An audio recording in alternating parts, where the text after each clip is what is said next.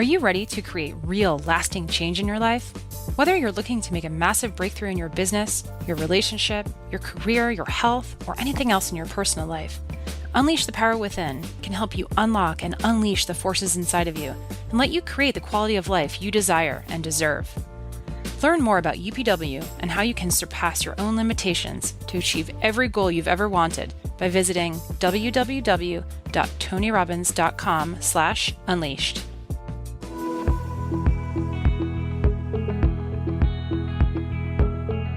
Hey, it's Tony Robbins. Welcome to the podcast. I'm very excited about today because it's 13.8 billion years in the making. We'll explain what that means in a minute. But, you know, most of my life, 41 years of my life, I've been obsessed with trying to find the ways to help people have a greater quality of life, whatever that is for them. Life on their terms, not my idea of what a quality of life is, but theirs. And, you know, people come to me all the time and come to events and they want to transform their business, or they want to transform their body, or they want to rebuild or deepen a relationship or create one, or they just want to feel joy or happiness. We're all pursuing all these things, but really it's just this experience of life at its highest level that we're all searching for. And over the last few decades, you know, early in my life, I figured I didn't have much control of my external world. There was so much suffering that I figured I got to master that. And so I worked hard and for decades learning from the smartest people I could. How could I achieve, succeed, break through, master myself, push myself? And all those tools you could call maybe the science of achievement. It's like, how do you take what you envision and make it real? How do you go from, you know, having possibility to actually creating that in your life? But as I experienced that over the decades, I also noticed that so many people who are great achievers were just not happy. I mean, I go to India, I usually go about every 12 to 18 months, and I remember when I first went there, I was like, the poverty was overwhelming to me. And it was so confusing to see people so happy, you know, because all around them, they seemed to have such squalor. I'd see someone sitting in the street and there was just so much joy in their eyes if you took the time to feel them and talk with them instead of judging the environment. And then I'd come home to the United States where there's all this external abundance, and you'd find people, you know, many of you know, I wrote Money Master the Game. I interviewed 50 of the smartest financial people in the world, self-made billionaires. And I wouldn't say the majority of them are really happy. And it has nothing to do with the money. It's that the internal world was not mastered.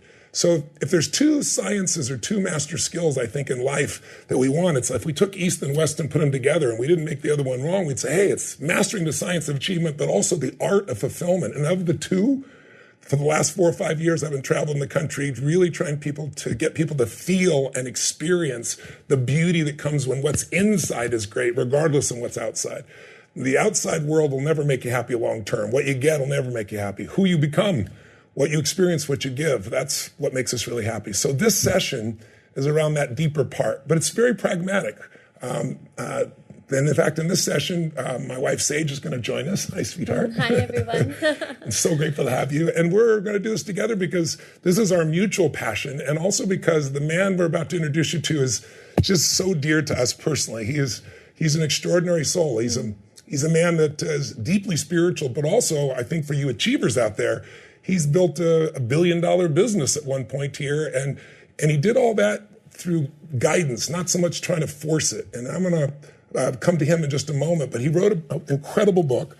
And maybe how do you talk about, well, we discovered this book together. We're at a bookstore and we both saw this book and we both grabbed it after being in India for a period of time. But tell them what our experience has been. We were so spoken to, and honestly, The Untethered Soul, by the way. The Untethered Soul, yes. By Michael Singer. Nikki to his Singer, friends and students. And it just so so deeply touched our lives. It actually ended up being our Christmas gift for all of our beloveds about 3 years ago, Mickey. And there's a chapter that we'll share with you, but it was just so incredibly poignant for me personally, chapter 17. And just the beautiful inward journey just gave a lot of perspective in the how, the what, the why, and brought it together in the most beautiful way. And we had the privilege to meet Mickey a couple of years ago and just love his spirit and his goodness and his isness. And it's just a privilege to be with you today. Thank you. Thank you for coming. Thank you. Well, thank you. It's an honor to be with you. It's an honor to be with you, truly.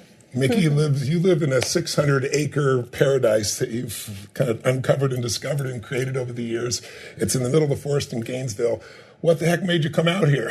Because you rarely do. We're really honored to have you. Right. Well, I'm honored to be here. Like your spirit right? I loved when you came out and visited me to see the tremendous energy that you managed to bring forward and that you devoted yourself to helping others do that, because that's what it's about. Like you said, it's not about the outside.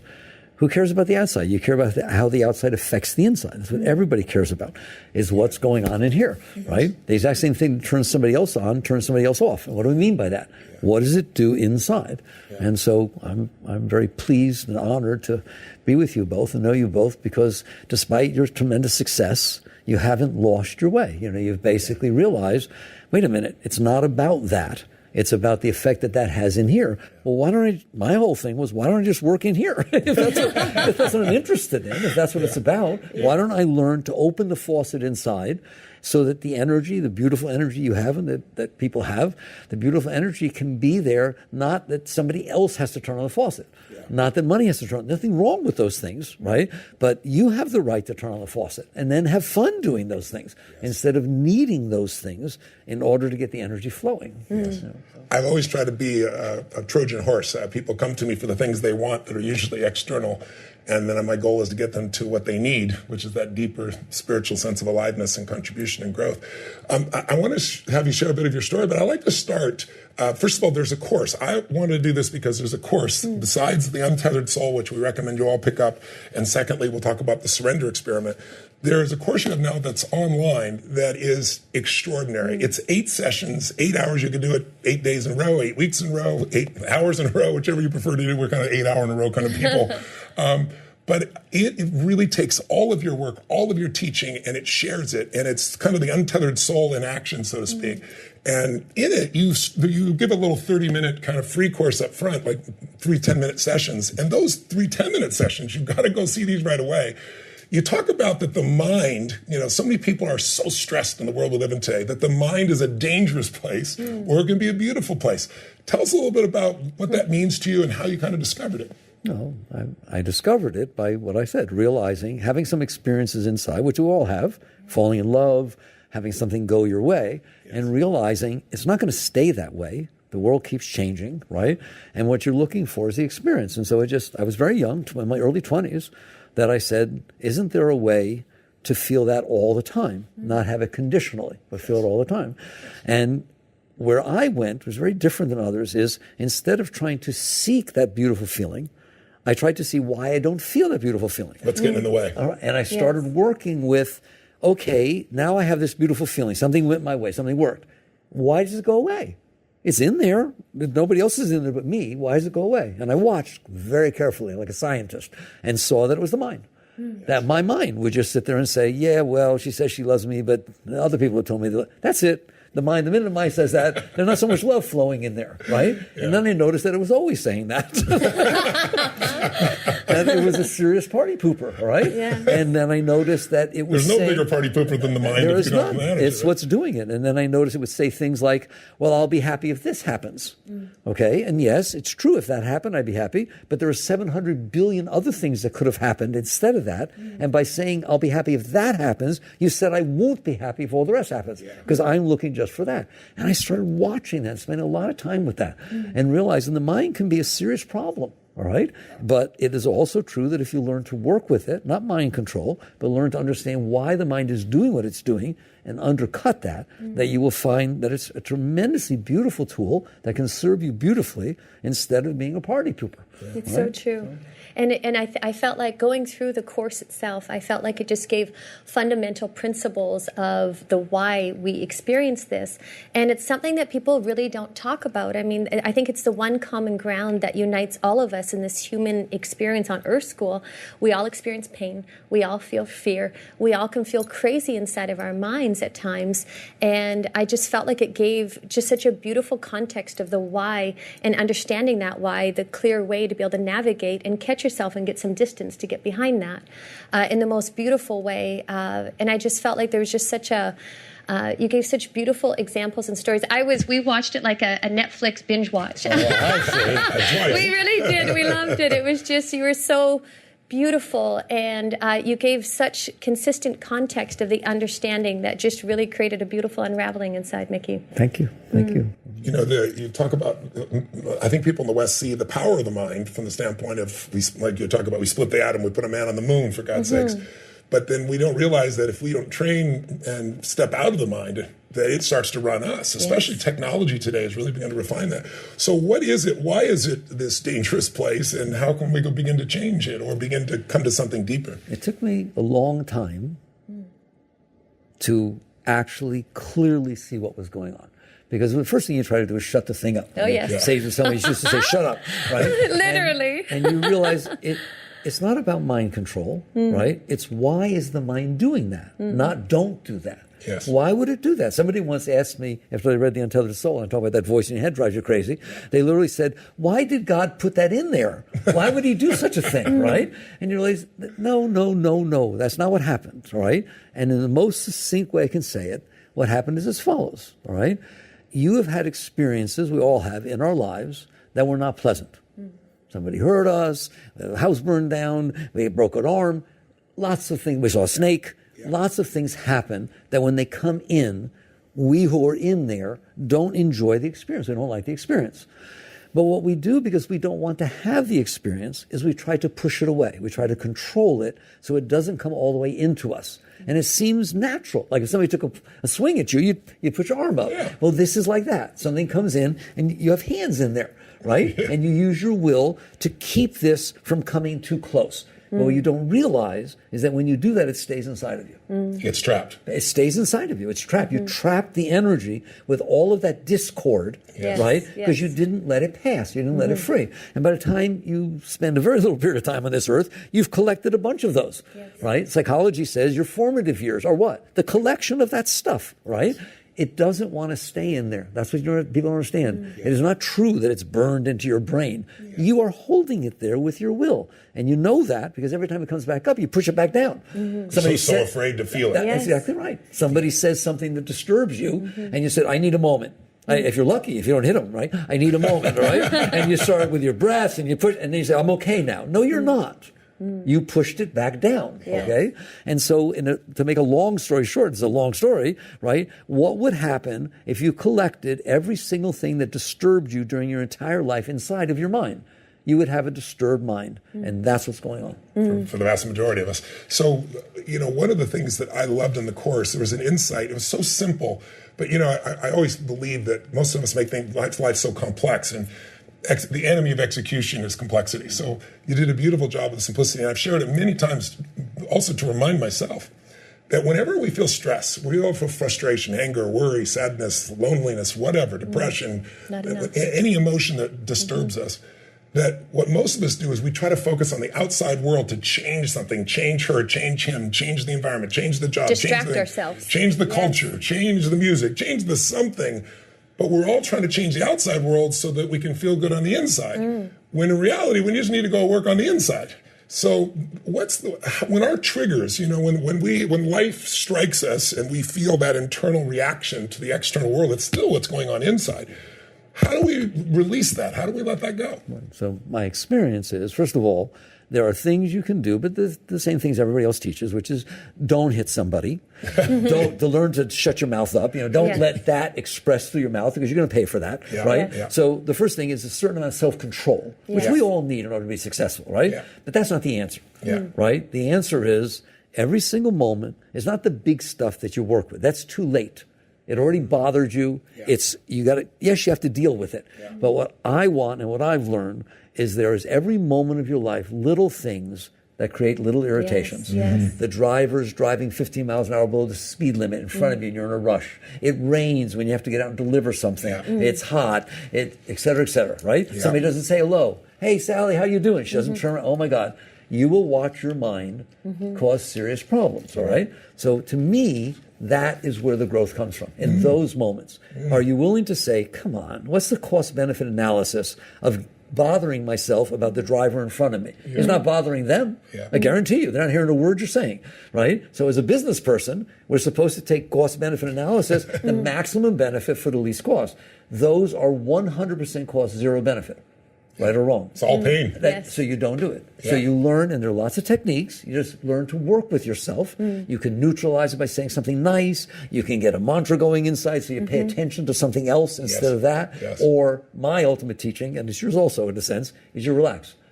You relax. You just sit there and say, I can relax and breathe. It's okay that this is happening. And then what you're doing is allowing the energy to release. The whole idea is you don't engage with it. Yes. You sit behind it and you allow it to release. And not only do you go through that moment okay now, right? But you've actually let some of that stored up stuff that's causing the problem. Like, what is road rage? It's somebody who, because somebody beeped at them or is driving slow, has so much stuff inside of them that it needs an excuse to come out. Yeah. That's it. Yeah. Okay? So we all, I hope we don't all, right? But we all have stuff inside Absolutely. that we've stored over our lives. Yes. So by backing off and letting go in these simple little situations, they matter. It matters that you're complaining about the heat. Yeah. You understand that, right? Yes. It's not innocent. You're permitting, sometimes you get very angry about some stupid thing. You're giving a channel for your stuff to come up. And you're wiring yourself to complain. Exactly. What's wrong. Yeah. And so instead, you relax. It's called R&R. You get R&R, relax and release, right? And what will happen is not only do you make it past that moment without causing a lot of trouble and taking on all kinds of stuff, but you let some of that stuff go. And you get into the habit of realizing, hey, I don't want that stuff inside of me. Yes. And in order to do that, I think you have to see that everything isn't life and death, that your preferences aren't life and death. Yes. You know, because you see people, we think if it doesn't happen this way, then all hell breaks loose. And no, if you just stay with it, all hell won't break. Something better will show up, you know.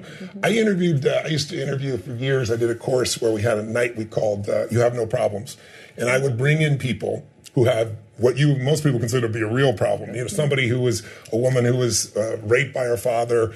When she had a speech impediment, couldn't speak well, and hard of hearing. And when she tried to tell somebody, he had her institutionalized. And then she made it through all of that, learned how to speak, and then she's on a beach one day, and a lifeguard drove over her and because she was literally deaf. broke her legs. And she said, never walk again. Now she's a comedian. Her name's Kathy Buckley, dear friend of mine. Or a young man who was, 6'2", blonde, blue-eyed, girls love him, lifeguard in Newport Beach, California. And one day, 24 years old, he dives in a wave and boom, breaks his neck, quadriplegic for life. And I bring them on stage and interview them because the ones I look for were the ones that had this incredible joy every moment of their life. And he can't move it. He uses his mouth to write and to push the buttons and to move things around. And I remember I asked him, and the reason I was saying the story is I said to him, how do you do it? And he goes, Tony, guys like you and I are great at the boulders of life. He goes, it's the pebbles that F you up. Yes. He goes, the things you're not ready for, you step on. So what you just said is so true. Talk about, if you would, for us, how we make our preferences life and death, and how do we let go of that? Because for achievers, letting go is not a term they use. Like surrender sounds like giving up and letting go. But really, what to me it is you look at what's the difference between fear and faith? They're both made up. What you're really saying when you're letting go is you're having faith that there's something even greater will come from this, something good will come from this, that there's a higher guidance in this process. That's my perception. I want to know yours.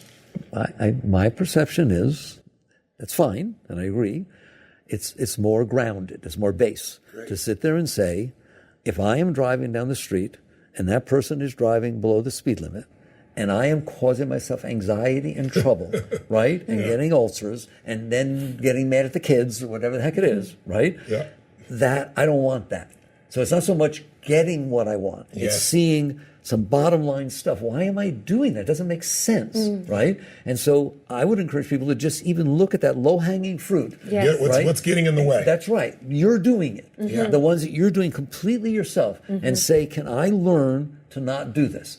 Right? How you go about it is a very personal thing, right? But it's something you start owning, that how can I be happy if I'm making myself unhappy? It's so true. And so what people do is they make themselves unhappy, then try to find a situation that will compensate for it. Yes, the outside world was exactly. Well, that's ridiculous. Yes. Like, I'm insecure and I don't feel loved and nobody could really love me and I got all these emotional problems. I need to find somebody that will make me feel loved. Yes. That's ridiculous. You live in there. You're doing this. Yes. If you would just work with yourself, you're going to find out that everything makes you feel loved because you stop closing yourself. Yeah. And that's what it comes down to. For myself, what's so interesting just on my own path, and for those of you listening, it starts because we're in there at the beginning. I didn't even know what I was believing and thinking. You feel the resistance or you feel the discomfort physically. And then it's like once you have the awareness, you're able to get a bit of distance behind it. And then it was almost like I felt like I was watching myself, like, well, that's dramatic. I would literally be like, well, that was a dramatic response. That's unnecessary. And what came at the beginning, it was for myself anyways, it was almost hard to catch it because it was happening so often. I was unaware of what I was aware of. You know what I mean? At the very beginning. But with the awareness of mind and using for myself, my body, I would just look at when I'd felt the resistance. It's like we know when we're open and you're connected. But when I'd start to feel like resistance or a shutdown or a tension, I'd be like, what on God's green earth? It literally took that to actually start to identify what I was actually feeling or thinking. And then with that awareness, it was like, well, I get a bit of distance behind and have the awareness how ridiculous it was and almost saw myself and it brought humor. It brought humor rather than the charge of being in it and caught by it. It's so beautiful. And it's a endless, daily, beautiful, humbling practice. It's truly freeing yourself. Freeing yourself daily and life brings things. It's like as soon as you start to get transcendence or understanding in one area, then life will give you something else, and it's like, oh, this too. And that's the beautiful, endless inward journey of really freeing ourselves and experiencing internal liberation. If you're having that stress just driving in the car because someone is doing something you can't control, it's probably not just that, right? It's the stacking of all those things through time. So you ask a question early in the Untethered Soul where you say, do you really want to be happy? Do you want to be happy? Do you, or do you not want to be happy? And you talk about making that decision, and that's something we had just made, ironically, before we read the book, so it was so like guided and affirmed. But let's talk about that. Why aren't most people happy? And they have the ability to be happy. They think something on the outside will make them happy. They get it, and maybe they're happy, or maybe they go, is this all there is? But what is it that's missing? What is that decision that's missing? And when people make that decision, how does life change? Right. So I'm a foundational person, all right? Yes. The foundation is because you've collected all this stuff inside that was not pleasant. You're not doing okay in there, right? Yes. If you collected every bad smell you ever had in your life and dumped into your house wouldn't smell too good. Right. You've literally made a collection of bad experiences. Yeah. So therefore, it's not comfortable in there. So long story short, you go to the mind, which is brilliant, and you say, oh, mind, what needs to happen so that it doesn't get worse and so I feel better? And it goes to its memory bank, experiences had, and it said, well, when she said she loved me, I felt better. When I went to Europe, I felt better. When everybody applauded, oh my God, I felt better, right? And so the mind builds this model of how the world needs to be for me to feel better than I feel. Right. And then you go out there and try to make it happen. Yeah. So that is, to me, a losing battle. All right, because the world, you don't own the world. I think it's hilarious how we think, right? The world's going on everywhere, and you're having one moment, and you don't control all the rest of the moments, but you think I control that one. I can get every moment that passes by me to be the way I want it to be. How are you going to do that? Yeah. How will you make the weather be what you want? How will you make her be in the mood you want her to be in? Yes. Understand that? So what you said, in essence, is there's only one way, like a laser beam, one way that the woman in front of me can be that I will feel better. Yeah. Well, then you're not going to feel better. Once in a while it will happen, but the vast majority of the time you won't. So the answer, once you understand the foundation, is to take a look at that and say, well, that's a silly way to try and be okay. Yeah. If I'm not feeling well inside, okay, why don't I go in there and get rid of the stuff that's making me not feel well? And so you don't, like you say, achieving, you don't sit there and define, this is what I need. I need a boat. I need a boat bigger than Tony's, right? And that's what will do it. Yeah. Well, then you're going to spend your whole life, a lot of it anyways, not being okay because you don't have that boat, all right? Instead, you sit there and say, what I need to do is clean up in here. Yes. That's what I need to do. And how do you do that cleanup? You clean up. My way, which is different than others, is you deal with these simple little things of life every day as they come up. And people always say to me, well, how do I know what to do? I have so much in here. How do I know what to deal with next? You'll know. Oh, it shows you. It'll be right in your face, all right? Yeah. And you don't have to do any more. Yeah. It's not some Herculean thing. Yeah. It's just, if it is coming up and disturbing me, I am going to do something to work with it, right? As opposed to compensate for it or resuppress it, right? Yeah. And I teach lately, there's 3 main categories. I gave them to you, right? You can sit there and use positive thinking, affirmation, right? That's what a lot of them teach. So that if it's complaining about the car in front of you, I do that with my mind because he likes to complain about that, right? I would sit there and say, right, I have a way I like to drive. I like to drive 5 miles an hour over the speed limit. Not too much. I don't want to get a ticket. But 5 miles over the speed limit. You're probably more. But 5 miles over the speed limit. All right? And that's why I like to drive. Well, this person has the way they like to drive. 15 miles below the speed limit, right? Who do I think I am that it should be my way? And I would talk, that's called positive thinking, right? And then I feel, well, I'm being nice. I want to give this person the right to drive the way they do. Because I have deserved to give everybody else the right. That's exactly right. All right? But it feels good. King me. But it feels good to say it's a giving, right? Because that's a kind of surrender. You're letting go of that part of your being to honor and respect reality. All right? Yes. And the other that I have found is very powerful, it's a traditional technique, is train your mind, not on the site, but when you're meditating, when you're driving, something like that, train your mind to say something over and over again. All right? It can be a mantra. It can be, when people are into all that stuff, I tell them, just say, I can handle this. Just train your mind to say, I can handle this, I can handle this, I can handle this. Then when something takes place that tries to pull your consciousness, your awareness into that negativity, you'll find this is still going on because it's a habit. The mind's full of habits, isn't it? Yeah. You made a good habit. So now you have a choice. Cool. Put your consciousness on the noise or put your consciousness on the the mantra, the higher mind, the higher thing, right? Yeah. And that works too. So now that you've moved your consciousness, instead of having to change the mind, right? The mind is free to release. The whole idea is releasing, because when you let it release, it's releasing the stuff that made it be like that. Yeah. And all of a sudden, over time, right, you'll start to be happier for no reason. But of course, there's a reason. You're not carrying the garbage inside of you. And you got a new set of habits. Yeah, you have things that are supporting you. To relax and myself. Supporting you, right? But ultimately, I always say, get in, it's relaxation. Yes. Ultimately, you can use all these techniques, but when you really are getting there, you just relax. Keep your hands off. It's judo, right? Something attacked you, let it go. Yeah. Right? It's a whole blade of grass versus the oak tree. A hurricane can't rip off a blade of grass, but it can break an oak tree. That's right. And that's what surrender means. Surrender does not mean not doing your best at what you're doing and not being competitive and all that kind of stuff. It doesn't mean that. It means, are you willing to let go of your resistance to whatever life is offering you? One, to what's going on outside, and your resistance to letting go of the thing that's ruining your life, which is the stuff you stored inside. Like people get divorced, okay? It happens. People get divorced. Relationships don't work. But they don't really get divorced. They keep having the same argument going on inside their mind for years, right? They're afraid to go to a party where their ex is.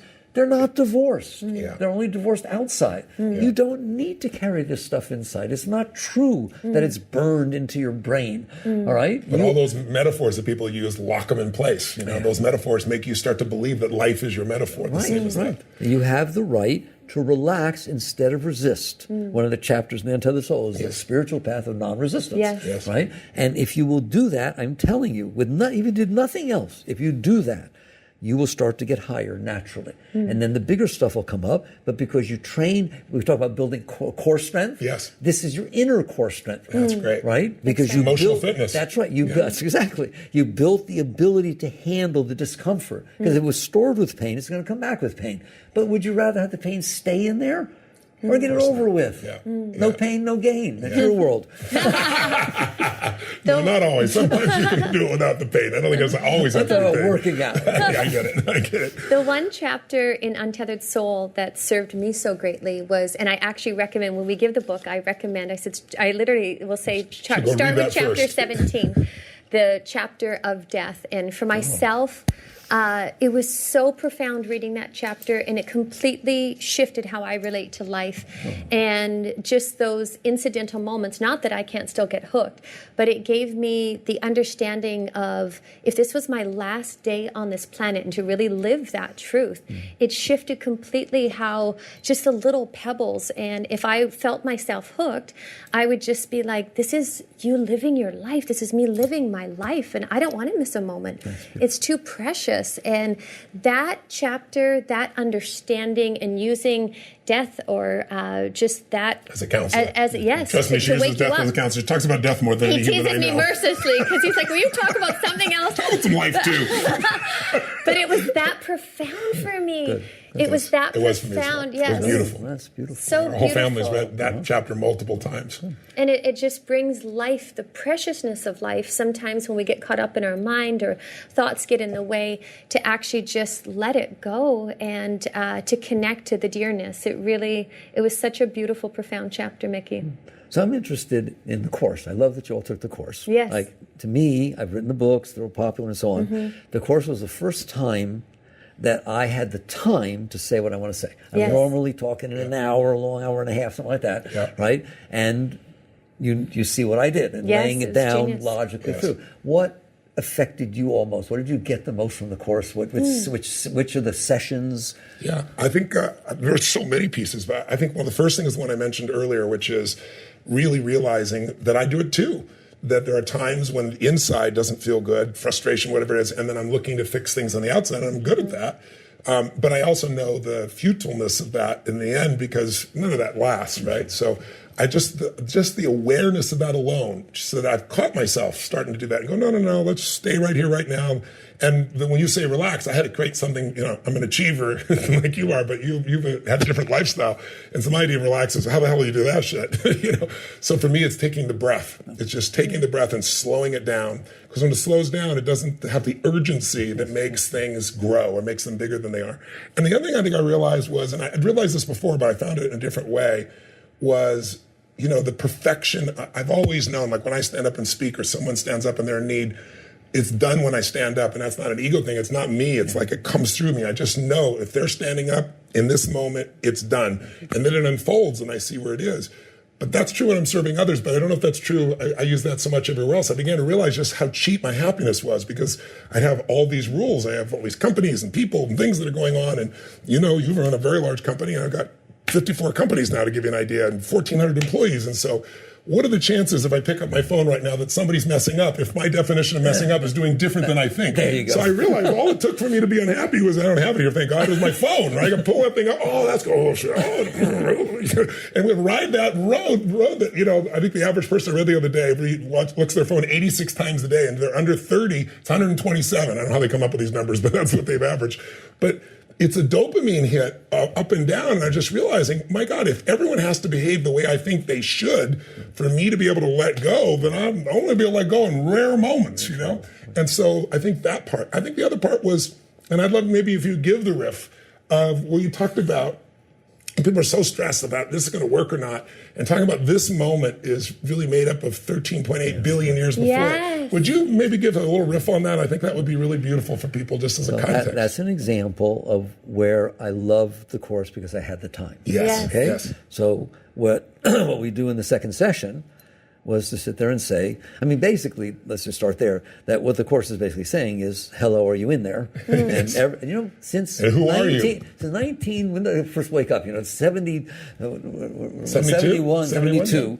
And I woke up, I realized, like you said, I'm in there, right? Hello. I would ask people all these years, hello, are you in there? Do you know that Yes. no one ever said no?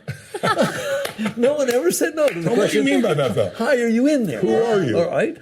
So just whoever you are, you're in there. What's it like in there? And that's what the course does. What's it like in there? What's your experience of being in there? And what you realize is, well, I experience the outside world, but that's not all I experience. I have a mind going on in there, and I have this thing called a heart that emanates emotions.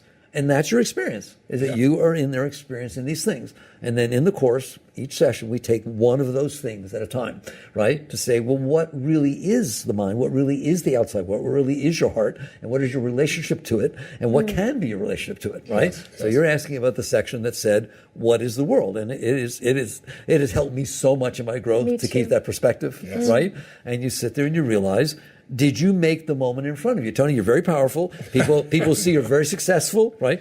How much of this that you see in front of you did you make? Did you invent the camera? No. Did you invent these people? Do you know them? Right? You know what I'm saying? The entire thing around you has nothing to do with you. Yes. Doesn't it? Yes, that's right? right. And yet, I love what you said. You define the only way you're going to be okay is if it's exactly the way you made up. Yeah. Well, you're not going to be doing It's too absurd. well. Yeah. All right? And so you ask the real question of, why is it the way it is? Where did it come from? Yes. And that course starts back with cosmology. It starts with the Big Bang, because all scientists agree that's where it came from. Well, what does that mean? right? And you come back out of the cosmic soup, all right? And basically these atoms get created. You didn't do that, did you? I don't think she did either, right? And all this goes, and then they bond together because of the laws of electromagnetics, right? The way the atoms get together, the electrons get together, and all of quantum physics and all that stuff. You have to understand it. You just understand you didn't do it, nor did Einstein.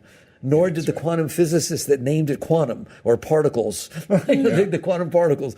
They didn't do it. It happened by itself through all these years, right? And then eventually it made this molecule called DNA. Yeah. Whoa, right? And that DNA created every single animal and humans and why your eyes are blue. You didn't do any of it. Yeah. So for 13.8 billion years, this went on, right? And the end result is in front of you. How do you not go, wow? I mean, the one that I really see people's mouth drop is when I sit there and say, wait a minute, if you don't get this, right? If your great-great-great-grandmother didn't meet your great-great-great-grandfather, you ain't here. Yeah. That's right. And they go, whoa, that's true of everything.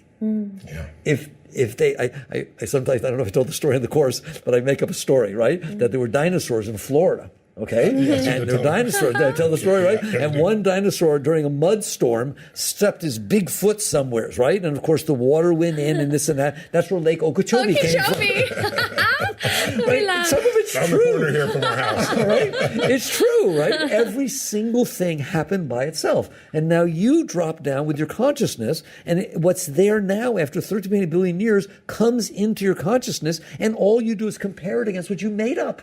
You compare it against your past experiences of like and dislike, and you get mad at the way it is, or you run after it. Yes. It's crazy. Yes. It's crazy to fight what life has given us as opposed to appreciate what life's given us and figure out how to use what life's given us. The key is to sit there and say, would I rather be on Mars or in empty outer space and have nothing going on? No.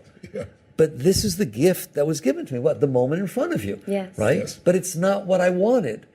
What are you, a 2-year-old? Yes. Like, it has nothing to do with what you wanted. Yeah. But the only way I can be happy is what I wanted. You did that. Yes. Why don't you sit there and say, I want it to be the way it is so that I can have the honor of appreciating what 13.8 billion years and all of physics and science created for me to play with, learn from, challenge by.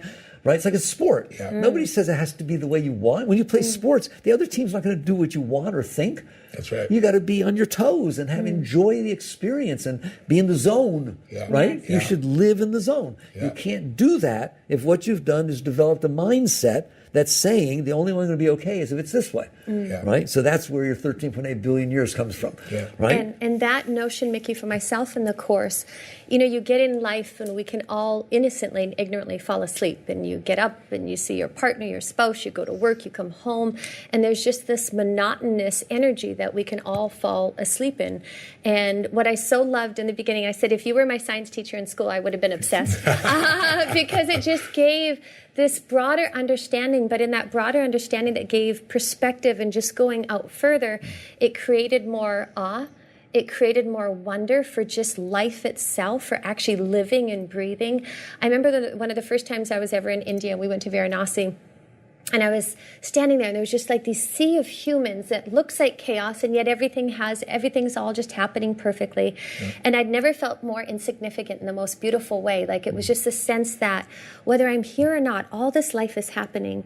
And I felt that you demonstrated that in a way, in such in like literally where we, like life itself, you know, something's beating this heart, and we don't even have an awareness and appreciation of that. And so that just really, I don't know, it brought more awe and wonder and just humility of just this miracle of life in itself.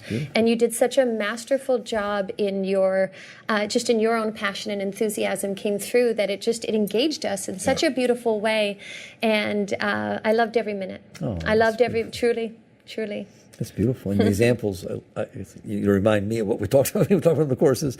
Like, there's something like 10 trillion cells in your body that are communicating, working, living, breathing, eating, and so on. You're not controlling any of it. That's right. It's all done perfectly. None, right? And you sit there and you say, well, I need the business to be this way, right? When was the last time you thanked your liver?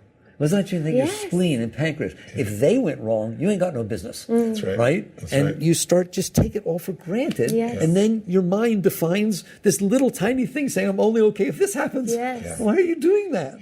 So it doesn't mean that you're not a great business person or a great athlete or so on. It just means you unburden yourself from this negativity that the mind is creating and the limitation of saying, I'm only okay if this happens, right? Now you can bring your whole being into the decision-making process, into the sports process, into your relationships, instead of trying to use the outside to compensate for the problems you're having. It's a whole different life, isn't it? Completely different. It's people in our culture have been conditioned to value things different than what really matters. And it's like even happiness is poo-pooed, and happiness is an advantage. Happy people have better relationships. Happy people, you want to be around them. Happy people have better parents. Happy people do better in business. Happy people have more connections. Happy people have more health. And so the question that you're asking really is, what's keeping me from the happiness? And some people think it was airy-fairy, but what you really got to see is it's your constriction of everything having to be a certain way for you to be happy. That's the only thing getting in the way. And if you can learn to appreciate whatever life is offering you right now, you can still appreciate, use it, and then shape what you're capable of shaping, whatever God or the universe has given you. That's a different world. I want to bring forth, though, something I think it's important, because some viewers could be sitting, or listeners could be sitting back and, well, this is interesting, airy-fairy stuff. But you've used this, and one of the reasons I have so much respect for you is not only the poetry of your soul and how you communicate, especially in your writing and especially in this course, but it's also, you've lived this. You live, kind of a monastic almost lifestyle from most people's perception. You're in the forest, and you have your classes and the people you're with. It's beautiful. But you've also a man of the world. I mean, you built $1 billion computer company.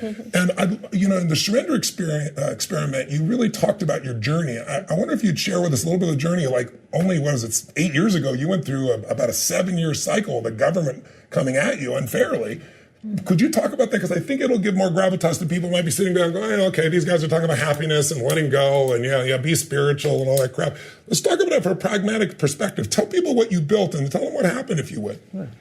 Well, the book, that's why I wrote The Surrender Experiment, which was very difficult to write. It took me a long time to write that book and get it to where it wasn't, I don't want people to take it as my autobiography, because it wasn't meant to be that. Yes. It was meant to get across, how do you live this life? I'll show you by example. Yes. That's what it yes. And that's how people were getting it. Right? Yeah. But basically, because I was doing this work on myself, because I vowed to myself, I'm not going out there and bothering other people to be the way I need them to be because I have problems. It's not nice. It doesn't even sound nice. It sounds rather manipulative, all right? But that's kind of our culture now. Everybody's trying to make everybody else believe what I believe, or you're evil, do what I believe you should do, and or then you're we wonder wrong. why there are wars. Yeah. Okay. Now we have wars everywhere. Male, female, young, old, Exactly. in between, Every level. Republican, Democrat, everything. That's right. So I decided to do this work on myself, and I've devoted my life to that each situation I'm going to let go of what I can that's disturbing. And what happened, and I'm not the only person this happens to, truth is, it happened to you, it happened to anybody who's really successful. Yep. If you really look at it, you didn't do it. It came, and you participated, right? But the universe unfolded in a way that presented opportunities to you. You have no right to take credit for that, even if you're very smart. How do you know how to be smart? Who gave you your brain, right? What if your brain stopped coming up with answers?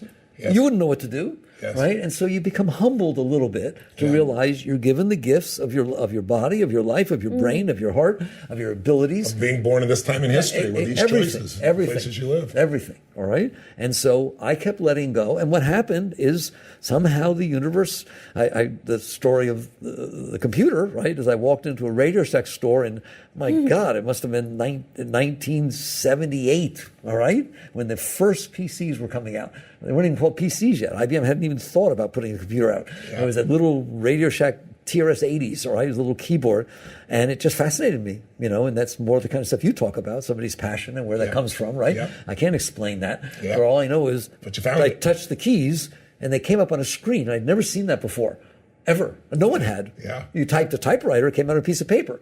Not just touched it, came up on a computer screen, right? And so I took one home and I taught myself to program, all right? And so, yes, it took a certain amount of intelligence or whatever it is, but everybody we have human brains. They're very smart, all right? We just use them for the wrong thing, all right? And basically, as one thing unfolded to another, I ended up, the book tells the story, ended up writing a medical billing package. People asked me to. I didn't decide. Asked me to, and I wrote it, and it went crazy. Now, at some point, 25% of all independent physicians in the United States were using my software. Say that number again. 25% of all independent physicians in the United States of America were using that software. Wow. All right? And that went out in 81, 82. So you're first in the market. And national distributor picked it up. People's, not the exact version, but that piece of software, the medical manager, is still being, somebody the other day told me that they went out and they had a way to check that 44,000 people at that moment were logged into a medical manager. Was that 35 years later? Wow. That's ridiculous, right? Especially how technology has changed. That's right. Well, it evolved, but it was still the same software, right? I get it. So in any event, basically, I learned this thing which I call surrender, which is I don't have to do this. What I have to do is be open, ready, in the zone, that's the word you all use, and participate in what is unfolding in front of me. And my experience is, if I do that, it's higher than me deciding what it all should be, right? And kind of participating, as and it then unfolds. Inspiration comes, it's miraculous, really, all right? But life is miraculous, right? It's not just that, right? And then you asked me to talk, I don't usually talk about it, but at some point, this giant company built, we went public, all this stuff happened. At one point, I had 2,300 employees reporting to me, all right? And I'm CEO, I'm running this stuff, okay? I mean, obviously, I'm not doing anything. There are lots of other people working, all right? But I'm in charge, right? And all of a sudden, one day, somebody gives me a call and says, you better come back to the office. I said, why? Because the FBI is here. Well, why is the FBI here? Well, did somebody get lost? Or, no, it's a raid. It's a raid. The entire sheriff's department is here. There's 10 FBI people running around. They have guns. They're armed. They've taken over the facility. What? As if I know. In my wildest dreams, I couldn't think what was going on. Right? And so what happened is one of the employees that did not work where I worked, worked from his home remotely, had been stealing, and had been doing kickbacks and doing very bad things, all right, which we knew nothing about, all right. We had actually, the lawyers had caught something. They were getting wind, investigating it.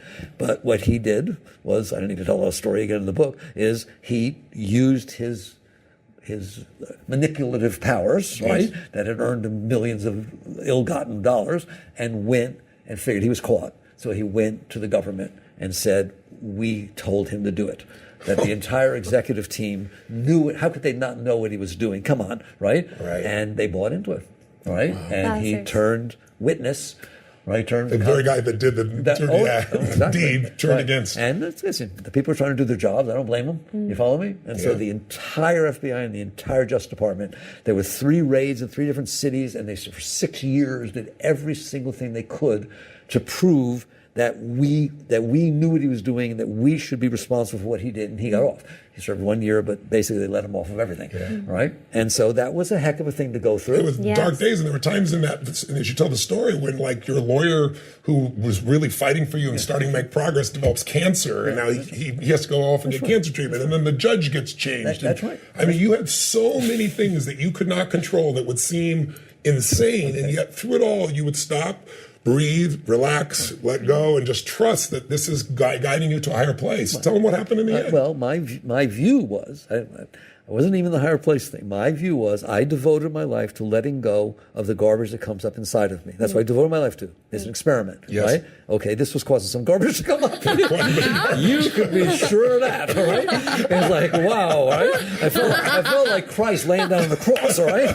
Because I had for 6 years. I had no idea what was going on. There was nothing I could do about it. And you're innocent. They're all claiming you're saying you're the mastermind behind this because you're the CEO, right? They really did 10 of us, and they were all innocent. They did our general counsel, the CPA, the outside accounting firm. They had to prove everybody was wrong if they were going to sit there and say that it was a conspiracy. Right? So basically, I kept letting go. That's what I did. Wow. I just kept letting go, honoring the experience, honoring the purification, and I did not let my mind say it'll work out fine. That's a cop-out. I can handle this in the back of you. I can handle this. I can handle this. I can and I will. I can and I will. And And miraculously, the whole thing went away. It was just as if somebody pulled a string. They dropped all the charges. They dropped everybody else's charges. Then it's like the judge helped, I guess, too, if I remember right. You'll read the book. It's phenomenal. Yes. It is. Very rare. Very rare that would take place. All right? To say the least. All right? And most people call it a miracle. Imagine how far I'm gone now, that I went through all of these processes by letting go. Yes. By surrendering. Doesn't mean I didn't have a great lawyer. It was a big case, right? Yeah. And all the finest lawyers in Washington, and everybody was working on this thing. So you didn't surrender. You did everything you that. could do, but then you surrendered whatever you couldn't I control. surrendered what was coming up inside of me that was having difficulty with the situation. I want to be able to sit on a planet, spin through space while I'm here, and enjoy the journey. Amen. And boy, that's Regardless part of of that what journey. happens. That's part of the journey. Yes. Yeah. Right? How many people get to tell that story? Leave the story I just got to tell. I tell it to my grandkids. But you also build spiritual muscle. You build. You wouldn't. It's like as soon as you claim, okay, I'm going to be happy no matter what, no matter if it rains on my parade, if people are unjust, because they're going to be unjust. It is going to rain on your parade. But the minute you do that, you get tested. I found that in my own life, health-wise. Your test was so large that you expanded through that, and now that's why you can give your gift to millions of people. Because I want people to know you're not just sitting here talking a good game, saying, yeah, relax and let go. You've lived it in the real world. And because of that, you have the joy that you continuously have today, regardless of what happens in your life. That's exactly right. And one of the one of the neatest parts of this, and I think I say it in the Surrender Experiment, is The Untethered Soul is a very popular book. So millions of copies. Oprah literally said it was the finest book she ever read. Oprah gives it away to everybody, right? Yeah. That book was written in the midst of this investigation. Oh, I didn't realize that. Wow. While they were after me, while all that was happening, while we're perfect thing to write while you're doing it, though. Well, it just bring you shows, into the center of who you are. But it shows if you're willing to let go, you go about your life's business. You do not let these things bother you. Yes. Right? And I remember when I told Oprah that, right? I remember doing the interview with her, and she said, I wish I knew you, because she said, I can't do that. And when they pick on me, I get in trouble, right? Yeah. I wish I knew you back. Right? Like when you were going through the court case. Yes. And she didn't show it on the show. She took it out of the interview. But I said, Oprah, you did. And she just went like that. And I said, you did know me. She said, why? I said, that book you like so much, right? I wrote that during that time. It's incredible. Yeah. So there, you got to know me. Wow. That's right? really cool. So that's how good you can be, all right? Yeah. But you're right. You have to build your muscle. You do it with the fact that somebody beeped at you. If you can't handle that, you can't handle this. That's so awesome. By the way, I want to say again on Untethered Soul, Oprah's a dear friend of ours. She's given this to everybody. But like Ray Kurzweil, who's many of you know, created digital music, created Siri, created everything. He's the greatest scientist alive. Anybody who really picks this up, pragmatic or spiritual, doesn't matter what you think you are, you're going to find answers in this book, and you'll find answers in this course. And I really want to promote the course for you, because most people don't read. Please read it. But read it and do the course, because you can do the course a little bite size at a time, an hour at a time, or just go online and do the 30-minute version, and it'll hook you. Because right now we have this limited amount of time, and Mickey's sharing from his heart, and we're interacting, but that's just pure his soul saying, here's how you find peace, joy, love in your life, no matter what. Here's how you have sustained happiness. That's a promise that just anybody would be crazy not to take up on. What were you about to say? Honestly, I just wanted to say thank you, Mickey, because you navigated that time in your life so consciously, and you brought meaning, and you unraveled and you let go. Something that so struck me out of the course, besides the decision of making the decision of living, in happiness and living fulfilled in a happy life, was actually being able to sit with pain. That notion out of the course itself, for myself, it's like, say if something happens that's unpleasant or it's painful, it's fearful, or whatever the emotion is that's passing through, what I found was it was like, with the awareness of the preciousness that today could be the last day of life, then there was like an appreciation rather than a resistance to the experience. It's like, okay, this is life too. And finding beauty and meaning. And then it was like getting behind there a bit and noticing that, okay, sensations, funny feeling in my gut, funny feeling, you know what I mean? And you just started to notice sensations. And as I noticed sensations, it was easier to get behind it and less identify with it and have less of a charge. And that's a constant process. It's a constant process. But I'm so deeply grateful to you for walking that path as clearly as you did, because that unraveling that happened for you, it's happening for me. And I truly just want to say thank you, because it's one thing to find meaning when life, not only looking a certain way, but on that inner world of happiness or experiencing whatever that joy or connectedness or intimacy of dearness or love or preciousness, but then actually being able to sit with an experience and actually feel that fully. And it's like just the awareness that, wow, this is just a sensation. The thought and getting behind that, it was just transformational for me personally. So I just wanted to say thank you, Mickey. That's beautiful. How important is the slowing down or the relaxation. I think of relaxation, for me, I think of it, I've got to slow it down. When it slows down, it doesn't have the bite. It doesn't have the power. I'm able to become the witness. How do you slow it down? And is that an important part of it or not, in your experience? I don't any longer have to slow it down. It's like learning to walk. I learned to ride a bike. You go through you take your different stages, right? Yeah. So first, and in the book, there's a chapter called, Oprah said it was her favorite chapter. It was called Let Go Now or Fall. Yes. The moment, it's very much what you were talking about, the moment you see, like anger doesn't happen all at once. It starts like, it starts down there. You understand that? That's when you have to deal with it. Yeah. You have to be sincere enough to say, I don't even want to know what I'm about to get angry about. Yes. I know that that's not a part of my being I need to listen to. All right? So when it starts, you relax, right? It's that commitment to relax. You relax your shoulders, relax your chest, relax your tummy. It doesn't take time. It's not like you have to put aside time to do this, right? You just have to be conscious and be committed, right? So you relax it and you lean away. You just lean away from the noise, right? And you actually don't realize it. At first, it feels good because you didn't get angry. You didn't get all involved or neurotic or whatever it was, right? You react. But you're actually leaning into a deeper part of your being when you lean away from the lower part of your being, right? And I want to do one little thing because a lot of your people are very successful. Obviously, they work with you. So they get successful, right? And I often have people say to me, I don't want to give up the fear. I don't want to give up the anger. It's what drives me. It's what I use. Come on, you know they say that, right? It's what I use to be successful, right? If I give that up, why would I get out of bed in the morning? They actually ask that, right? And what you're missing is, for one thing, there are lots of things you can use, drugs, all kinds of things, please don't, all right, that temporarily or momentarily can give you some energy, right? But they will destroy you. Anger will destroy you. Fear will destroy you. They burn out your adrenals. They burn out your system. You understand? So it's not a long-term solution. And this question of, if I don't have that to drive me, why would anything drive me, right? Have you ever fallen in love? Who's ever fallen in love? Do you find that you're driven to be with the person? Do you find you want to get things for him or her? Do you find, right? Yes. Love is a motivator, way greater than fear or anxiety or any of that kind of pain, anger. Love motivates you to give and express itself. Love wants to express itself. So what happens is when you let go of this lower stuff, you'll start noticing love starts to come up. You're starting to open up to the higher energies. And love can run business. It doesn't have to be hate or fear or competition, right? You look at Steve Jobs. They fired him when he came back. Look what he did to that company. Why? Because he was inspired. That's not fear. That's not anger, right? It's inspiration. And inspiration can't happen when you're giving your way to the lower parts of your being, right? And so that's the real understanding, is there's work to do to raise your energies up to a higher level. Then let those motivate you, and they don't burn out. Love doesn't burn out, does it?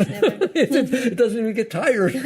Right? Will never lasts. No matter, I got a lot of will, you got a lot of will, but will doesn't last. It's not going to do it. The difference between push and pull. It's like fear and will are pushes. That's right. Love is pull. And pull goes on, like you said, forever. There's an energy inside of us. You have a lot of it. People know that. There's an energy inside of everybody, though. It's not just Tony, right? There's an energy inside of every single person that, if they take away the walls and the blockages, is inspiring, it's uplifting, it feeds you from inside.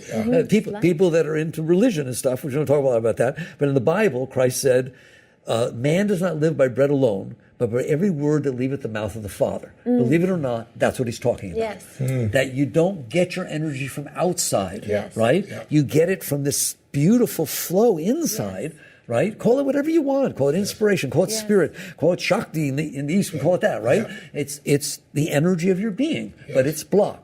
So instead of trying to push through the blockages and make it flow anyways by finding something that turns you on, remove the blockages, and you'll wake up in the morning and giggle, right? And be all excited what's going to happen today, right? And what can happen today is you build $1 billion company. I don't care. It doesn't have to be or you nothing. Hang out with your kid, That's whatever it is. And you become inspired. You're an inspired being. And then it's contagious, just like you are. Everybody gets turned on by somebody who's turned on. So it's a gift you bring to the world. I think everybody gets turned on because it's our true nature. All it is it's flipping on the light. It's like darkness only exists because of the illusion, because you don't have the light on. And what I'm hearing you say is, it's oftentimes I'll try to get people the metaphor of how some people tell me their most stressful thought very often, and they'll say, "Oh, we're going to make enough money. Is my business going to make it? Am I doing enough for my kid?" All the things that people do in their heads. And in a large room, 10 or 15,000 people, say, "Who else has this thought?"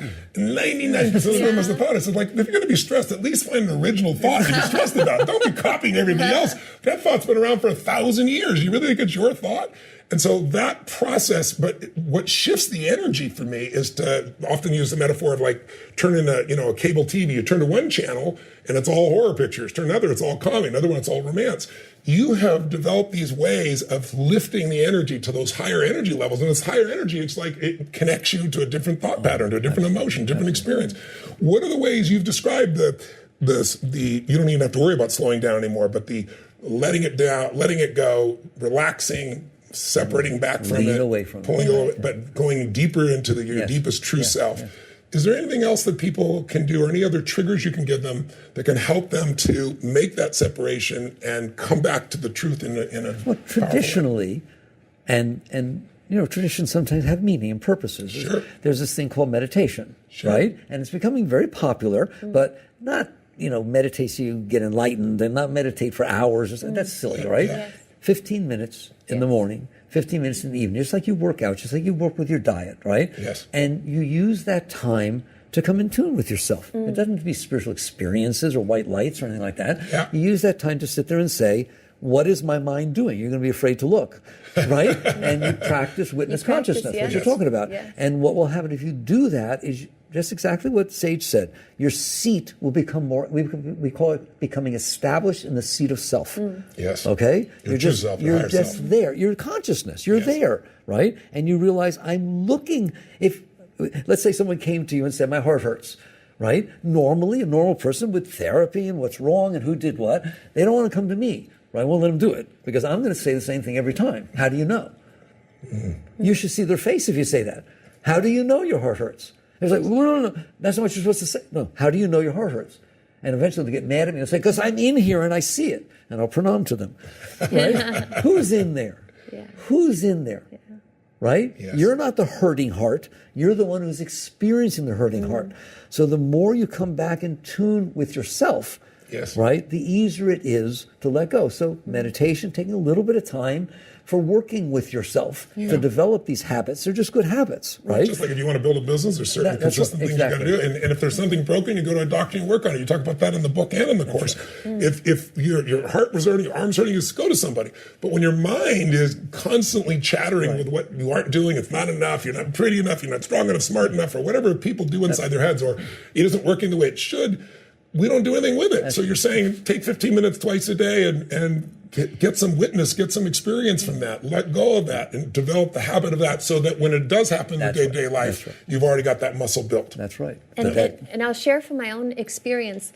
It's clunky in the beginning, just for those of you that are watching, because it doesn't happen immediately, and it really is practice. And for myself, if we were relating and I came in hot one day, and you hot? and I was already in it, so I was charged. It was already happening. In the moment that, for myself, the statement helps me so much. This is me living my life. And the note, once again, it's just like bringing death right there. And it's like, I don't want to relate that way. And so in the moment I have awareness for myself, I just own it and take responsibility and say sorry. Because to say sorry, it's like it connects you and it offers a different currency. I think what's so beautiful too is, as speaking of the higher energies, it's a currency, it's an energy, and love gives of itself. And as we get more out of our way, rather than I want the external to love me or I want this to make me feel good, it's like this flowering of this opening as we continue to let go, that this love just wants to give, it just wants to serve, and it's so natural. And for myself, if there's a moment that, I don't feel that I'm my best self, to actually own that and to just communicate that and convey that, I'll just say, listen, I was just crazy and I was blind. I'm sorry. Can we please reset? And until this day, we do it no matter what immediately. It's the agreement that starts with it. Either one of us gets sane. That's all it takes. We'll both get sane. And to really deeply connect to that, because in the awareness, then, I don't know, just that I'm sorry, and to mean it from your soul, it just cuts. It just cuts and it harmonizes, and then you get some distance, and it's like, okay, now let's relate from here. And it just becomes that habit of, in the moment you have awareness that you're crazy, you're unconscious, you're blinded, for myself anyways, just to speak that, it breaks the pattern. It's also, this is the last moment you're going to have in life with your beloved, is this the way you want it? And no one knows when that last moment's going to be. So we use that frame of reference with each other as well. And we both take 100% responsibility. It's like she can never say, I'm sorry, responsible to say, no, honey, I have to see what, because everything is co-created, we know that experience. But it cuts it so quickly when you're into that place. Tell me, there's so much joy in your heart, Nikki. We off camera talking with you, it's just such a pleasure to be around you. That pleasure, you said, is infectious. And I know you've worked in the prison system as well. Tell me, guys in prison, I've seen guys in prison that are free. I know you have too, because they're free in here. And I've seen guys in prison that, I've seen people on the outside, they're not in prison. Most people are not free.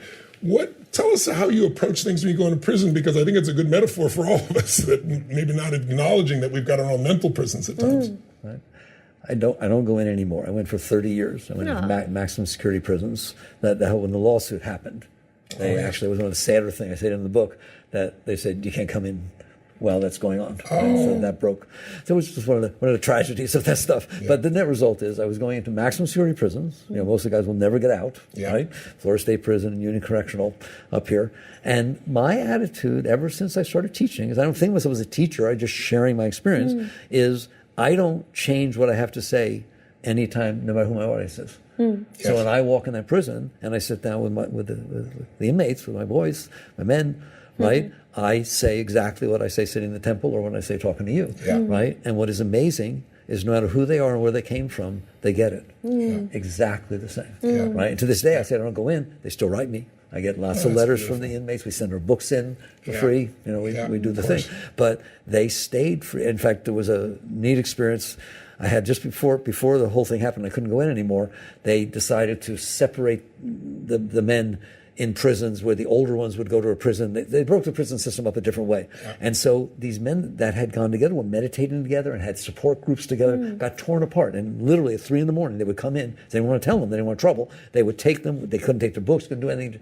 It's not nice to think about, right? And they took it. Well, one of the men, all right, the black man, probably in his 30s, 40s, but he was very sincere. Right, and he was trying to meditate and so on, and he used to say to me when I go into prison, he'd look at me and say, "I'm still watching." Not my heart. I'm still watching. Okay, and so he got torn away and thrown down to some prison, somewhere in Florida, and he wrote us, and it touched me so deeply. He said, "This was one of the worst experiences I've ever gone through, and thanks to your teachings, I have gone through it instead of letting it destroy me, and I'm still watching." That's beautiful. I watched it all. Witness it. But I was going to say in something you said, and I want to make that point, because we've talked about surrender, but you need to take the course to understand what surrender means, right? It's not what people think it is. It's a difficult thing, right? When you were talking about being honest and saying I was in a bad space, right? Isn't it true with both of you that there's a party that doesn't want to do that? Oh, of course. Now, I want to talk about that. Until you make it a habit. But I want to talk about that. Because that's what surrender means. Yes. Surrender means the willingness to surrender that part of your being. Amen. So that something higher can happen. Yes. Right? But that's ego. It's just ego. pure ego. Yes. Right. Yes. I want to blame it on him. Oh, yeah, I don't want to admit I was wrong. Right? Man, the breaking of that habit.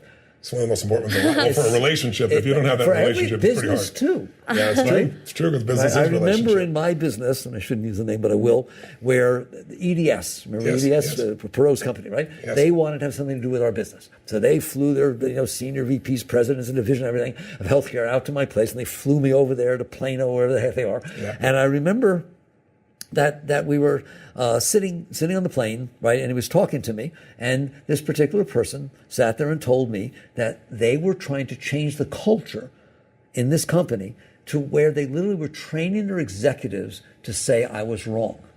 And he didn't like it, right? He said, come on, these are power people, right? But they literally had caught on, the higher level of that company had caught on that if you're not willing to say you were wrong, right, you can't be right. Absolutely. Because you can't work with anybody. Isn't that beautiful? You can never make a mistake. You can never do anything but isn't worthwhile, that how the ego is? Yes. Yeah, it is so true. Right? So that's what you're doing We all need to do, even in business, right? Absolutely. Just that, don't worry about what you look like. That's ridiculous. Worry about how you're helping the situation outside. It's not about you. It's about your contribution to the overall whole. That's what business is, right? If you make it be about you, it's dead because you're not doing so well. Yeah. You got to add more value than anybody else in the marketplace. To do that, you have to be clear. That's right. You got to let the energy come through you, and you can't have all this muck getting in the way. Yeah, well, that's exactly right. And that's what I call the zone. That's right. When the muck is not there, oh my God. Yeah. Everything flows. Right. I was watching a football game the other day, and I was so impressed. They were sitting there talking about some of the rookies. I think it was some of the quarterbacks were talking, Rodgers, right? They're talking about how some of the rookies aren't ready yet because they're still thinking. Wow, is that deep? So true. Aaron, right? They're So still true. thinking, and you can't do it right while you're thinking. That's right. It has to be You in have to the be in the zone. flow state. Yes. Yeah. But isn't that beautiful? It is Isn't that what Which we're talking requires, about? Yes. and that trigger is maybe doing something enough, I can handle it, whatever the case may be, till you let go, and the flow just happens. Well, that's exactly. Every time you let go, you are open. They are like blinds. You have blinds closed that are not letting the light in.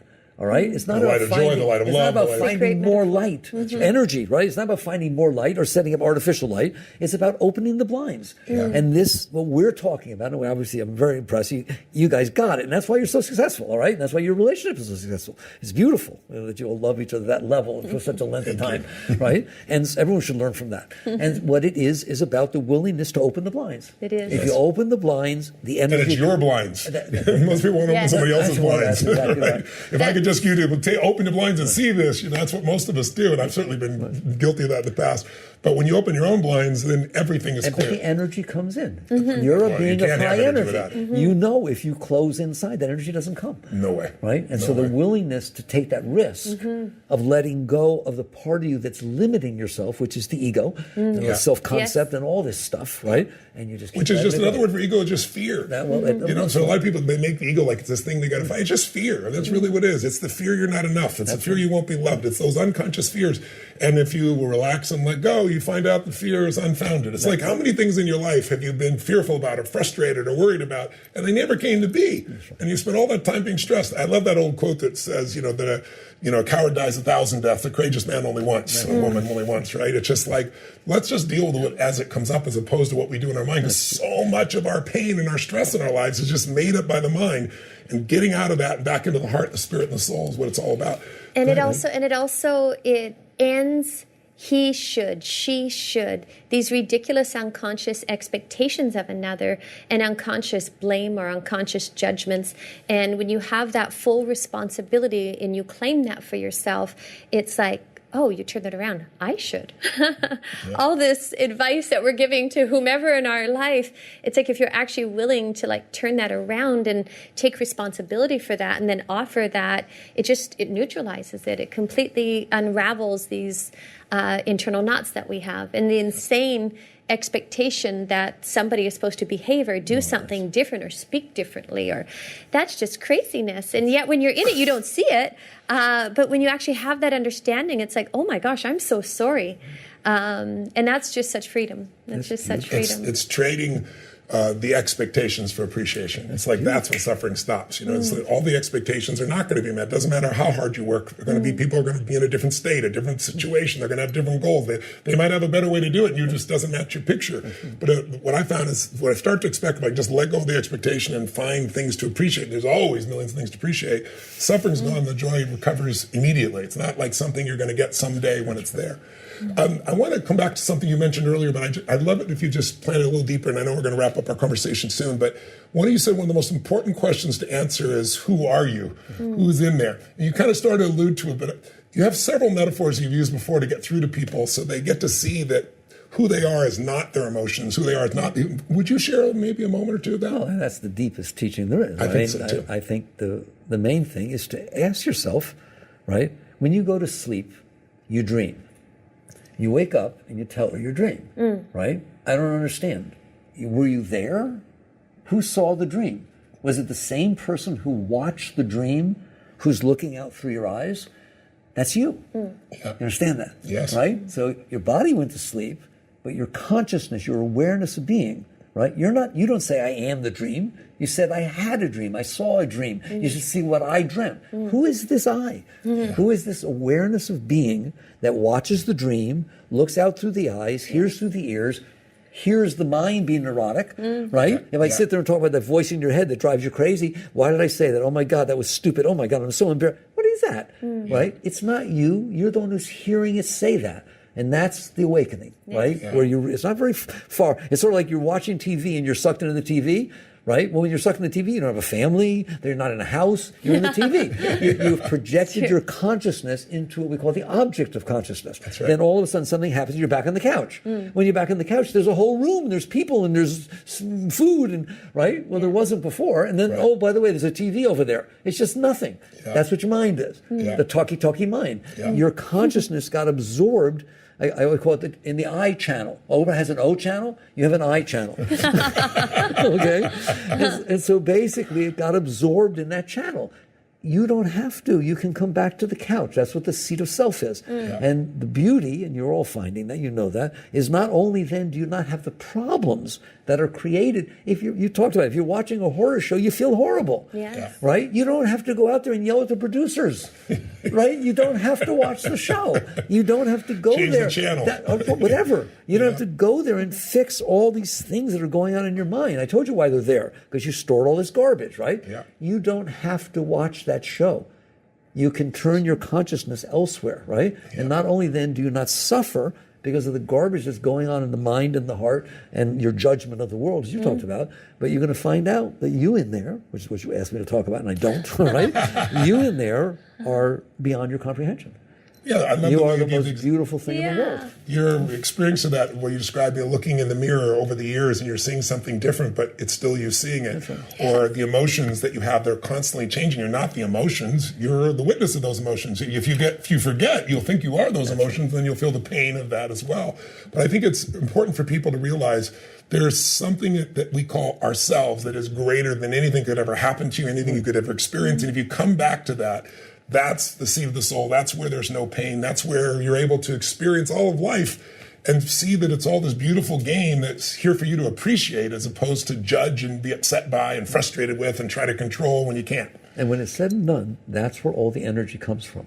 That's what you find. It's the freedom. But it is the source of energy. Like I quoted from the Bible, right? Man is not by bread alone, but every word that leaves the mouth of the Father. You will realize when you let go enough of yourself that all that good juice that you got because things are the way you wanted was coming from there. Always. Love does not come from the heart. It comes from there down through the heart because the mind lets it or doesn't let it, right? So human love we experience that way, but what we call spiritual love, the deep stuff, is coming from the core. That's why they say God is love, right? Is the core of your being. So now you're talking deeply spiritual stuff when you start to identify and rest back into your soul, back into the seat of your being. But the beauty is all of that beautiful energy you have, that's where it comes from. It is the source of your being. And everybody has the same amount and more than you do, all right? And period. And even the people on the side of the street, there's, right? It's just that they're closed. And so the whole key is how do you open? And that's what the course is about. You got to do the course. He's not selling it. We want you all to experience it because we've had a little hour here or so, but you want to tap into that. I want to mention one thing, though, you triggered me on. You know, when you look at people's lives, most people have been taught God is love on the surface, but they also think God is judgment. And the mind is really the judgment, right? How do you get people from God is judgment? Many people have been raised that way. They've been conditioned to think that way, depending on how they were raised, religiously or non-religiously, to where God really is love and where joy is the natural experience of their expectation of life. But by doing every single thing we talked about this entire hour, each little step, coming back to your core. Like, I don't want to be quoting the Bible in here, but in the Old Testament it says man was created in the image of God. That doesn't mean God's got 2 arms, 2 legs, and a beard. That's God is created in the image of man. All right? And you're going to find out, and I don't want to be the one who tells you, that as you come back in here, the more you feel that closeness. And you realize that is my nature. I'm divine in nature, right? I'm watching a human, but that which is watching is spirit, right? And that's where it falls away. And you start feeling love. And there's a chapter in the book like that, the last chapter. You start feeling love and joy, and you realize, is that what's back here? Yeah. Is that what God is? Yeah. Love, joy, acceptance, surrender, the whole ball. A direct experience of that as opposed to someone telling you what it is. That's exactly It's not right. personal. And it's not mental. Yes, exactly. Yeah. You have had, you alluded to, I think one of the books, I don't remember where, but you alluded to, and your life is kind of an expression of, you've moved from seclusion to service to some extent. And you were telling me off camera here that this is one of your finest pieces of work. Tell me, what is your legacy? What is it that you're trying to give this world? Because I know Mickey in there would just love to hang out and just experience this, but he's also called. I mean, that's the real Mickey. We talked about that, right? He'd be by himself in total joy and happy. He doesn't need a damn thing. Me too. But Mickey also is called, this part of him, this higher part of you has been called to serve. We've been so touched by your service. I know so many watching already have been touched by your service even before this interview, and I know will be more. But tell us what pulls you out now to serve like that still, even though there's some, there's sometimes that feeling of wanting to be back there. And what is your legacy? What are you wanting to leave here? Well, first the answer is surrender, which again, the course is called Living from a Place of Surrender, the Untethered Soul in Action, right? Yes. Because people can't get surrender by the word. The word surrender means, I surrender. Yeah, I give up. Okay, I give up, right? Sherman surrendered, all right? that is not what it means. I'll never do that. That is not what it means, all right? And so basically why I teach and why the service is taking place is because I've learned to respect the moments that unfold in front of me. And those are the moments that unfold in front of me. I sit out there in the woods, I sit in the woods, and kids come out, and people come out. So I teach, right? Yeah. And so on, right? It's not a thing I'm doing. It's a service I'm performing because of the moments that are unfolding in front of me, right? And it becomes really easy when you live that way. It's not a conceptual way of living. And the whole business grew that way.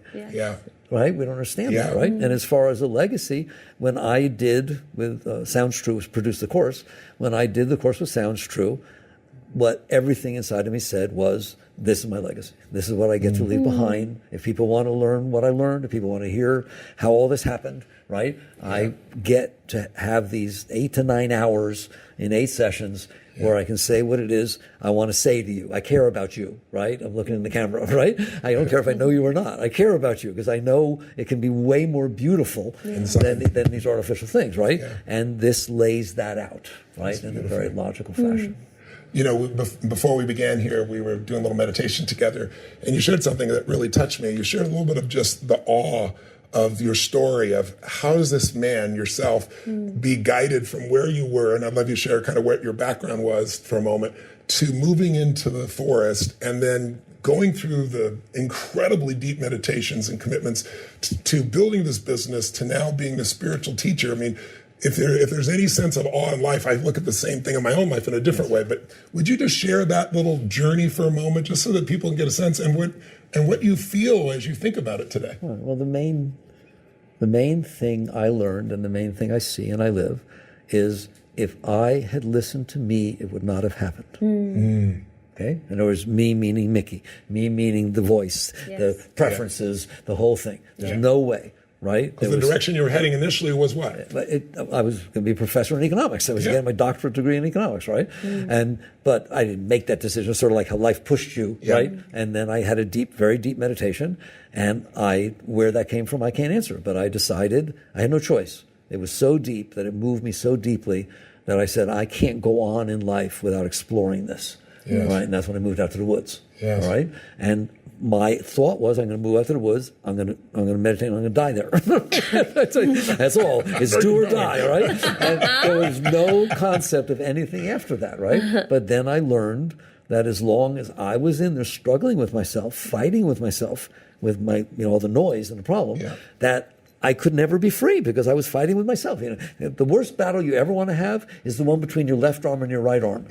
Don't arm them. All right? You can't fight with yourself. You lose. All right? And that's when I learned, I talk about that in the surrender experiment, that's where I learned that the only way I can do this is to let go and honor a force stronger than me, which is life, right? To start to do that. So this whole journey was a question of, am I ready, willing, and able to let go of the parts of me, all right, that are resisting what is unfolding, All right. And so I started doing that. I think the ultimate example is this. At one point, people were coming out and they're on my land. I didn't want them out there. I didn't. My mind was bothering me. I just wanted to meditate, leave me alone, but they were coming out. People wanted to meditate with me, and so on. And we ended up building this temple. And I was a builder. I wasn't a builder at that time. That's how I learned to build, all right? And we built it ourselves. We didn't have any money, all right? And we built this building. And I was the head carpenter on it, and so on. And at one point, after some people helped, I was the only carpenter on it. I was building the whole thing. And while we're building it, I'm telling you the truth. I'm not embarrassed. While I'm laying down the planks, putting up the boards, all right, every single time my mind is saying, what are you doing? It's a fad. People will stop coming out here. It'll be a few months. You'll have this building in the middle of your land. I thought you were out here to respect nature. It was giving me a very hard time, right? And I just kept building. I had no answers. Yes. I didn't have to answer it. Yes. I just kept ignoring it, not suppressing it, but going about my business. That was a great learning, right? That building was built in 1975. We do no mailings, no invitations, and every single Sunday, for what now? 43 years, right? 60, 70, 80 people find their way out there to that building every single Sunday from that time, right? And that, I look at him and I stick my tongue out. Nah. Like, you didn't know what you were talking about. Yeah. And that's what I've learned. He doesn't know what he's talking about. How could he? He only knows the little things that have happened to him, right? He didn't know the bigger picture. He doesn't have any idea what's going on. Yes. And so what I learned and what I feel now is that there's only one way to live your life, and that is life. Not mind. Yes. Right? Yes. And so what I feel is a great joy of having learned that and having let go of myself to whatever degree. I'm not high or anywhere special, but having let go enough to where there's just constant joy in here. Yeah. And then I know that exists inside of everybody. And of course I'm going to, if I don't go out there to push the teachings, but if people come, of course I'm going to do my best to try to help them. I said the young ones when they come. I mean, that's very moving. You get 19, 20-year-old college students come out, right? And they're sitting there like this, right? And just say, oh my God, at that age, to realize that, right? So that's my answer to you. Nikki, you're a beautiful soul. Sage and I both are very grateful to be able to call you a friend and to just know your spirit. And I'm just grateful to the force of nature, the force of God, the force of the universe that's brought you through this evolution, and that you were willing, as I say, to go through so much pain. No one will know all that you've gone through, but you found your way through that to the deeper and richer part of what life really is about. And I just, on behalf of all those that are listening, all those that are watching, all those that read your books, I'm just one of the millions here to thank you once again for being the beautiful soul you are, brother. Yes. Thank you, Sage. Thank you. And we if love they you. want to get the course, yes, please. Oh, absolutely. If they just go online. Yeah, we're gonna put a link for you if you're watching. Okay. We're gonna put a link for you so you can go directly to it. Beautiful. Tap into it immediately. I think you'll be thrilled. I know you'll be thrilled when you use it. So thanks for joining us again for another podcast. Thank you, Tony. Yes, thank you. Thank you. It's really beautiful. Thanks so much. Thanks sounds true as well. Yes, God bless. Absolutely. Take care. Bye-bye. The Tony Robbins Podcast is directed by Tony Robbins and hosted by Tony Robbins and Mary Buckheit. Anna York is the executive producer and steps in as occasional host. Digital editing by Jamie Carvajal and Adriel De La Torre. Copyright Robbins Research International.